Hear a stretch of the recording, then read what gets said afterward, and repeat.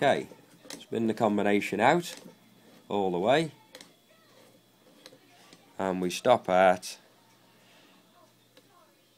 19 on the centre, anti-clockwise. Then we go clockwise, past 44, coming up, 44 once, 44 twice, stop on 44